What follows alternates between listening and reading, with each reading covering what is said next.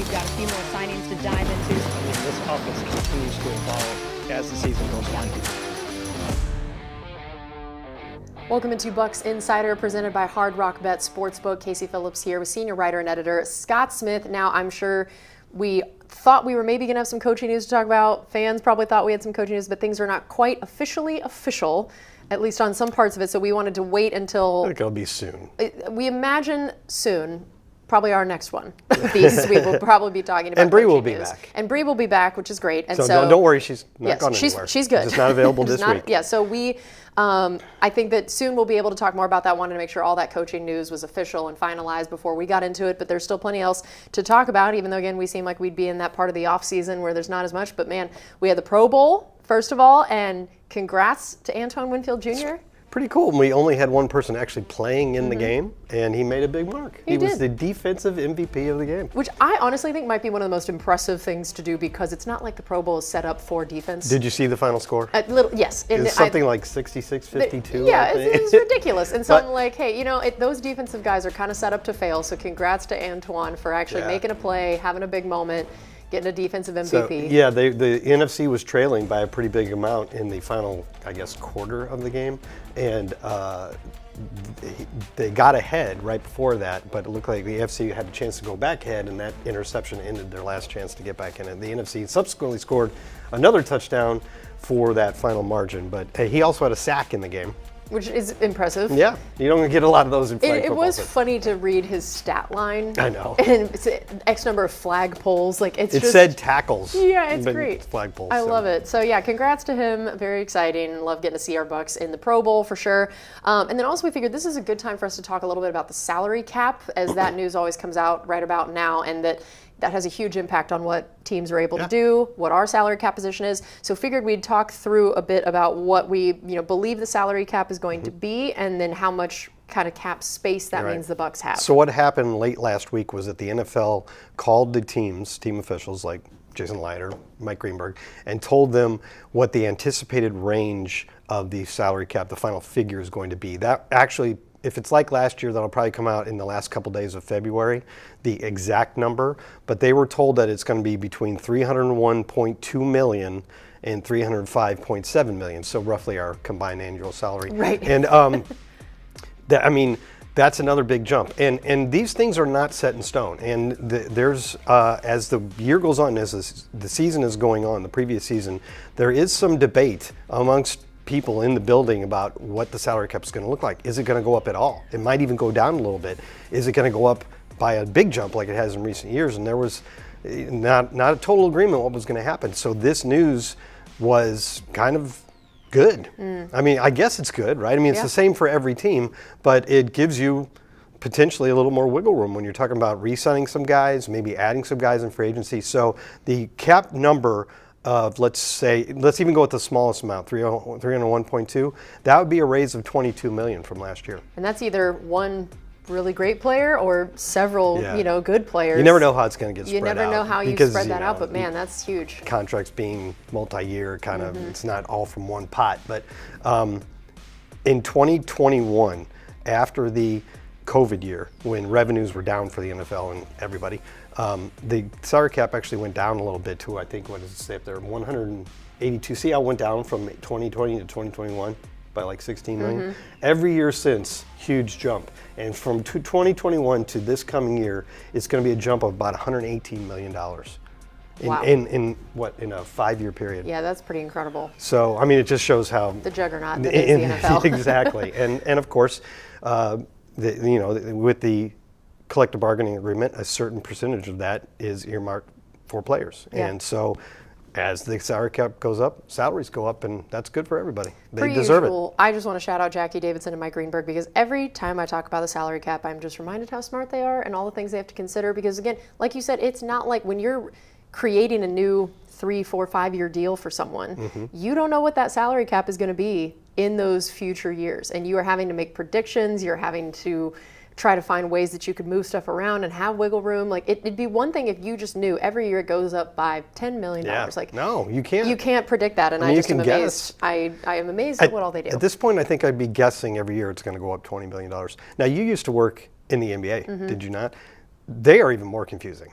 It is. I don't understand. I read the articles about their salaries and the cap and luxury tax, and I don't understand any of it. It's so confusing. So I think we have it pretty good in the NFL. It's pretty easy to understand. I would agree with that. All right, so now we also wanted to talk about that beautiful Lightning Bucs crossover event that was this week. The crossover episode where, of course, we had the Stadium Series game at Raymond James Stadium, got to watch the Lightning play there, and it was so fun to watch the way these two teams kind of shouted each other out and saluted each other. And it was very player-driven in a lot of ways, I've heard, of how we saw Baker and Tristan leading the team out, that Baker and Tristan are rocking the Lightning gear.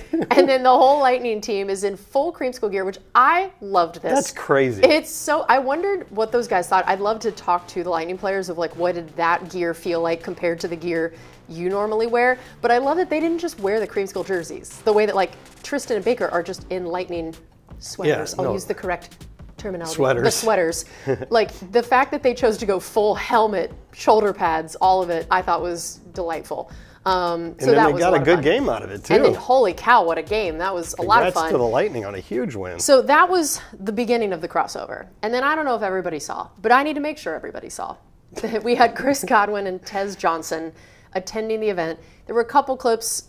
They got to amazing. sit on the glass. They sat on the glass. They were mic'd up, which amazing move, the genius move decision. over there. If we're going to show one clip, but there was also more, so you should definitely go search on TikTok, Instagram, all those places about their experience. There were some trivia questions thrown out, like Tez was asked how fast he thought the fastest skate was, and he guessed 85 miles an hour. He really gave these guys a lot of credit. And I loved Chris's reaction of just like, bro, what are we doing? So that was very funny. But we wanted to make sure you guys saw a clip of them getting to experience this hockey game and what Tez thought getting to sit there right on the glass of this sport. Hockey game, I'm like, I got to watch more hockey. Bro, it's so exciting. Don't they? Like, fast pace. And if we score again, they're going to erupt. Yeah, the whole stadium. Get up on my boy Hagel, man. Oh, Lord, have mercy. If you could figure out how to skate, you probably be like nice on ice. Wait, bro, I'm. Yeah! Let's go! Let's go, Twin! Let's go, bro! We ain't losing without a fight. We better score again. I might just jump in the ring. I can't play hockey, bro. We'll be fighting out there in the parking lot. Yeah! Twin! There you go! That's what you talking. Oh, let me back up. I'm getting a little too close. Let's go, bro! There we go, Bessie! How you doing, Twin? It's ties in hockey? You been tied up in hockey? Nah, it'll go to Overtime? Yeah. 3-on-3? Then the shootout. Shootout, we can't, man, there's a lot going on right now. I'm overstimulated. He's right here. Hit him. Boom. Yeah. That's what you get. Get away on Too Twin. small. Get away on Twin. I do it. Hey, we got 18 seconds, man. We got to go to the crib. It's time I'm to work. hungry, bro. Good seeing you, brother. Entertaining as hell. I appreciate it. I loved every second of that. I would have watched hours of that. And I love, my favorite part by far is there's a lot going on. I'm overstimulated. I think I'm going to start using that for a lot of things this year. Looked like he had a Lightning jersey on, but he had to wear a jacket Way because too cold. it was cold. What luck from the weather. After all the fears and worry when this got announced, and we know it can be 85 in February. Like, this is not a question. And I it's don't like, prefer that personally. well, yes, this is why we moved here. So we prefer that. But for a hockey game, the ice did not prefer that. So, yeah, just thought that was such a blast and loved watching Tez and Chris experience this outdoor game. And then finally, of course, we have the Super Bowl coming up this weekend. You had a really interesting note about based on who's in it and what this could mean as a fun little trivia question. Yeah, well, as some of you may recall, now, of course, the Super Bowl matchup is Seattle against New England. And as some of you may recall, the Buccaneers went to Seattle in Week 5. And, Yeah, we did.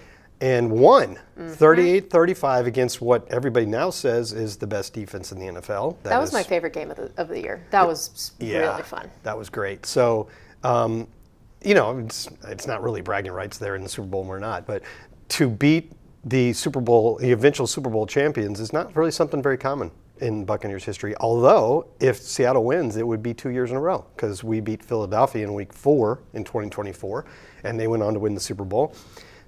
Doing that 2 years in a row would be really strange because prior to that, it had only happened one time in team history. Wow, because it's already. Do you play the team who ends up That's winning? the first thing. That's already kind of probably a rare thing sometimes to happen based on the schedule. And then did you beat them? Did you beat them? And in 2009 was probably the most improbable one maybe of any team that this has ever happened. The 2-13 Buccaneers went to New Orleans in Week 16 to play the 13-1 New Orleans Saints, or 13 and I'm a little off. 2-12 against 13-1, I think it was. And the Buccaneers won that game. Michael Spurlock had a punt return touchdown in the fourth quarter that tied it. The Bucs won it in overtime. And then the Saints, who had started the season 13-0, went on to win the Super Bowl. So it's only happened twice in Bucs history to this point. Oh, twice. Twice to this point. It would be the third time if Seattle wins on Sunday. Yeah, and another note I didn't tell you beforehand is that this is the fourth time, because the Buccaneers played the Patriots too, and that was a good game, but we didn't end up on the winning side on that one. This is just the fourth time that the Buccaneers have played in the regular season both teams that ended up in the Super Bowl. Didn't necessarily beat them, but played them. So what happens when you're playing that first place schedule too? You got that right.